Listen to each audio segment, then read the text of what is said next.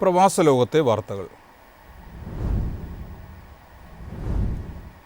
പശ്ചിമേഷ്യ കലുഷിതമാകുന്നു. Gulf രാജ്യങ്ങൾ ആക്രമിച്ച് Iran. കുവൈറ്റിനും ബഹ്റിനും നേരെയുണ്ടായ ആക്രമണത്തെ ശക്തമായി അപലപിച്ച് ഒമാൻ. ബഹ്റിനും കുവൈറ്റിനും നേർക്ക് ഞായറാഴ്ച പുലർച്ചെയുണ്ടായ സൈനിക ആക്രമണത്തെ ഒമാൻ ശക്തമായി അപലപിച്ചു. ഇരു രാജ്യങ്ങളുടെയും സുരക്ഷയും സ്ഥിരതയും ഉറപ്പാക്കുന്നതിനുള്ള എല്ലാ നടപടികൾക്കും പൂർണ്ണ പിന്തുണയും ഐക്യദാർഢ്യവും ഒമാൻ പ്രഖ്യാപിച്ചതായി വിദേശകാര്യ മന്ത്രാലയം പ്രസ്താവനയിൽ അറിയിച്ചു. പ്രദേശത്തിന്റെ സുരക്ഷയും സ്ഥിരതയും തകർക്കുന്ന ഏത് നടപടികളെയും ഒമാൻ ശക്തമായി എതിർക്കുന്നതായും മന്ത്രാലയം വ്യക്തമാക്കി. നിലവിലെ സാഹചര്യത്തിൽ എല്ലാ കക്ഷികളും പരമാവധി സംയമനം പാലിക്കണമെന്നും സംഘർഷം വർദ്ധിപ്പിക്കുന്ന നടപടികൾ ഒഴിവാക്കി സംഭാഷണത്തിനും നയതന്ത്രത്തിനും മുൻഗണന നൽകണമെന്നും പ്രസ്താവനയിൽ ആഹ്വാനം ചെയ്തു. കുവൈറ്റിൽ മിസൈൽ, ഡ്രോൺ ആക്രമണങ്ങളെ വ്യോമ പ്രതിരോധ സംവിധാനങ്ങൾ ചെറുത്തതായി കുവൈറ്റ് സായുധ സേനയുടെ ജനറൽ സ്റ്റാഫ് അറിയിച്ചു. രാജ്യത്തുടനീളം അപായ സൈറൺ മുഴങ്ങിയിരുന്നു. ഞായറാഴ്ച പുലർച്ചെ ബഹ്റൈനിൽ 2 തവണയാണ് വ്യോമാക്രമണ മുന്നറിയിപ്പിന്റെ സൈറണുകൾ മുഴങ്ങിയത്. സാധാരണക്കാരെ ലക്ഷ്യമിട്ട് ഇറാൻ തൊടുത്തുവിട്ട നിരവധി മിസൈലുകളും ഡ്രോണുകളും ബഹ്റൈൻ പ്രതിരോധ സേന ആകാശത്ത് വെച്ച് തന്നെ തകർത്തു. സിവിൽ ഡിഫൻസ് അടക്കമുള്ള ബന്ധപ്പെട്ട സുരക്ഷാ അധികൃതർ സ്ഥലത്തെത്തി ആവശ്യമായ മുൻകരുതലുകളും തുടർ നടപടികളും സ്വീകരിച്ചിട്ടുണ്ട്. News desk MyFin TV. Etihad റെയിലിന്റെ ആദ്യ പാസഞ്ചർ സർവീസ് ജൂൺ 30 മുതൽ. ബുക്കിംഗ് ആരംഭിച്ച് 2 ദിവസത്തിനുള്ളിൽ വിറ്റുപോയത് 5000-ലധികം ടിക്കറ്റുകൾ.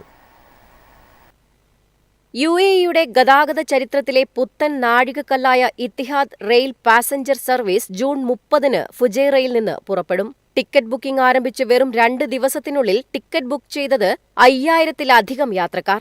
ബുക്കിംഗ് ആരംഭിച്ചതോടെ UAEയിൽ ഏറ്റവും കൂടുതൽ ആളുകൾ ഡൗൺലോഡ് ചെയ്ത സൗജന്യ മൊബൈൽ ആപ്ലിക്കേഷനായി ഇത്തിഹാദ് റെയിൽ മാറിയിരിക്കുകയാണ്. അബുദാബിയിൽ നിന്ന് ഫുജൈറയിലേക്കാണ് ആദ്യഘട്ട സർവീസ്. വരും മാസങ്ങളിൽ കൂടുതൽ എമിറേറ്റുകളിലേക്ക് സർവീസ് വ്യാപിപ്പിക്കും. സെപ്റ്റംബർ 30 മുതൽ അബുദാബി, ദുബായ്, അൽദൈദ്, ഫുജൈറ എന്നിവയെ ബന്ധിപ്പിച്ചുള്ള സർവീസുകൾ ആരംഭിക്കും. തുടർന്നുള്ള ഘട്ടങ്ങളിൽ അൽ ദഫ്ര, ഷാർജ സ്റ്റേഷനുകളും സജീവമാകും. യാത്രക്കാർക്ക് ഇത്തിഹാദ് റെയിൽ ആപ്പ് വഴിയും വെബ്സൈറ്റ് വഴിയും ടിക്കറ്റുകൾ വാങ്ങാനും സീറ്റുകൾ തിരഞ്ഞെടുക്കാനും ബുക്കിംഗുകൾ നിയന്ത്രിക്കാനും സാധിക്കും. കംഫർട്ട്, പ്രീമിയം എന്നിങ്ങനെ 2 ക്ലാസുകളിലായി സജ്ജീകരിച്ചിരിക്കുന്ന ട്രെയിനിൽ വൈഫൈ, പവർ പോയിന്റുകൾ ഉൾപ്പെടെയുള്ള ആധുനിക സൗകര്യങ്ങളും ഉണ്ടാകും. News desk MyFin TV. സൗദിയിൽ നിയമലംഘകർക്കെതിരെ നടപടി ഘടിപ്പിച്ച് അധികൃതർ. ഒരാഴ്ചക്കിടെ 11,000-ലധികം പേരെ നാടുകടത്തി.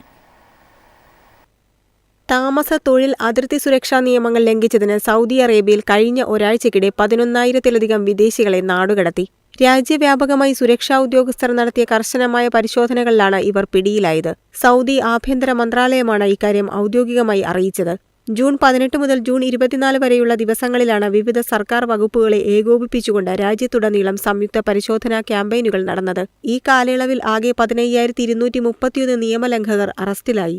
ഇതിൽ 7,589 പേർ താമസ നിയമങ്ങൾ ലംഘിച്ചവരും 4,443 പേർ അതിർത്തി സുരക്ഷാ നിയമങ്ങൾ ലംഘിച്ചവരും 3,199 പേർ തൊഴിൽ നിയമലംഘനം നടത്തിയവരുമാണ്. നിയമലംഘകർക്ക് അഭയം നൽകുന്നവർക്കെതിരെ കടുത്ത മുന്നറിയിപ്പാണ് ആഭ്യന്തര മന്ത്രാലയം നൽകിയിരിക്കുന്നത്. അനധികൃതമായി രാജ്യത്തേക്ക് പ്രവേശിക്കാൻ സഹായിക്കുകയോ ഇവർക്ക് താമസമോ ജോലിയോ ഗതാഗത സൗകര്യമോ നൽകുകയോ ചെയ്യുന്നവർക്ക് 15 വർഷം വരെ തടവ് ശിക്ഷ ലഭിക്കാം. കൂടാതെ 10 ലക്ഷം റിയാൽ വരെ പിഴയും. ഇവർക്കായി ഉപയോഗിച്ച വാഹനങ്ങളും വസ്തുവകകളും കണ്ടുകെട്ടുകയും ചെയ്യും. News desk MyFin TV.